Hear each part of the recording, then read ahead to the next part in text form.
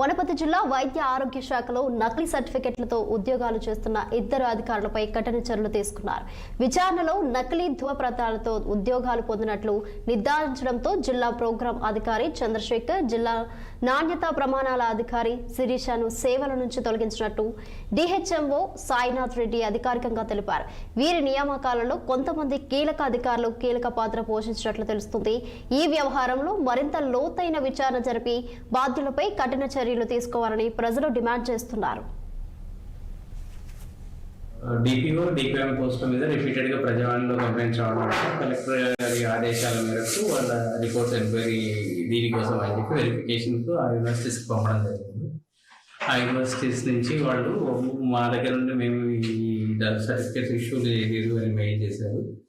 దాన్ని confirmation collector గారికి submit చేస్తే వాళ్ళని ఉద్యోగం నుంచి టర్మినేట్ చేయమని చెప్పి ఇన్స్ట్రక్షన్స్ ఇవ్వడం జరిగింది. వాళ్ళని 3వ తేదీ రోజున మేము ఉద్యోగాల నుంచి తొలగించడం జరిగింది.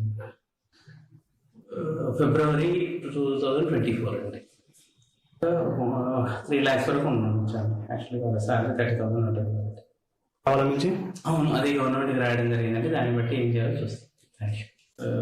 డిపిఓ డిపిఎం పోస్టుల మీద రిపీటెడ్ గా ప్రజావాణిలో కంప్లైంట్ రావడం కలెక్టర్ గారి ఆదేశాల మేరకు వాళ్ళ రిపోర్ట్స్ ఎంక్వైరీ దీనికోసం అని చెప్పి వెరిఫికేషన్ కు ఆ యూనివర్సిటీస్కి పంపడం జరిగింది.